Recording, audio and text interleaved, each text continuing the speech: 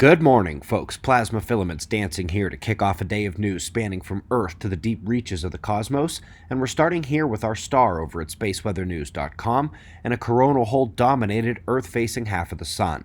The southern openings are clearly a polar extension, but the northern opening appears to be well separated. Solar magnetic field monitoring suggests we'll magnetically connect to that area today as it swings in. The solar wind has crested and begins to descend in intensity. More is likely coming as the streams from the coronal holes are lined up one after another, but the event that started nearly 3 days ago and never got more than modest in intensity is ending here without having modulated geomagnetic conditions much. 2 Earth events of note. Illegal gold mining is dangerous, even more so when deluge hits your region. 5 dead, 35 missing, and it's likely that all 40 have been lost. With the snow from the latest system pulling across the states, we're seeing record marks in the eastern states now after the West ruled the autumn season's cold events. And sticking with the cold, we're celebrating Icebridge's 11 years of data. From the discoveries about the landmass underneath the ice, to the analysis of the ice mass itself and the layers within, to the Hiawatha crater still hiding beneath the ice. Article and accompanying video are linked below. We're moving on to the planets, and when it comes to planets that used to look like this, many people think Mars. It had oceans and volcanoes, but they say Venus is worth looking at in this way as well. Taking the older view of Venus's history leaves it as having once been Earth-like as well. This is of course moot if Venus is the same object of ancient stories and its known history is wrong, but that's another story for another day.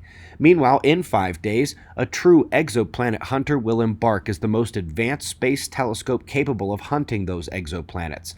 The Cheops Space Telescope is set to launch early next week, and of course, this is their goal. They're looking for this. Oof, well folks, this had to happen sometime. Feels like all the best scientists in the world were needed on this one paper, an array of top organizations represented by these scientists. It's astounding, actually, and again, it was needed for the grandest search ever for dark matter using the most sophisticated current observational techniques of the heavens. Did you think I was about to tell you they found it? Nope, 100% non-observation. Obviously, as it is indeed imaginary like fairies, human-induced global warming, and Jeffrey Epstein's suicide. So up next, let's hit some things that are not so imaginary. Folks, it was one of the key points in our plasma cosmology movie. As they look further and further into space, they are looking further and further back in time. And the further they look, the more they find massive quasars, galaxies, and galaxy clusters that have no physical means of coming together so quickly in the universe. So this latest revelation from ALMA and the NRAO has really gotta hurt. The furthest ever of such objects has just been found, taking that conflict with the Big Bang timeline and cosmic scale astrophysics to another level, as this object is allegedly well over 13 billion light years away, pushing the reality of the cosmology failure further into the light. Pun intended. And one of the things that is confusing them when they look at large-scale structures is the dynamics. It turns out that the gas interactions don't behave like they should when encountering a shock wave, upending 200 years of incorrect math applied to such situations.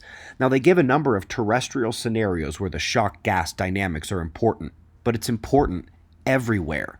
From nova shells to colliding galaxies, this is a science that probably applies most crucially to cosmology, since booms and collisions among gas and dust is what most of the universe actually is. Folks, yesterday we shared the magnetic model update and noted some things for the current Earth situation.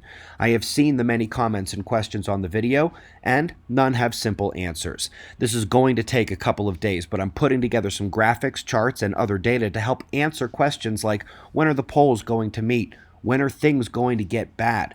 What about the coming grand solar minimum? What cosmic ray effects can be expected from losing multiple shields against the galaxy and beyond? Subscribe, click the bell, and stick around as I promise those special videos are coming before the end of the year. We greatly appreciate your support. We've got wind map forecasts and shots of our star to close.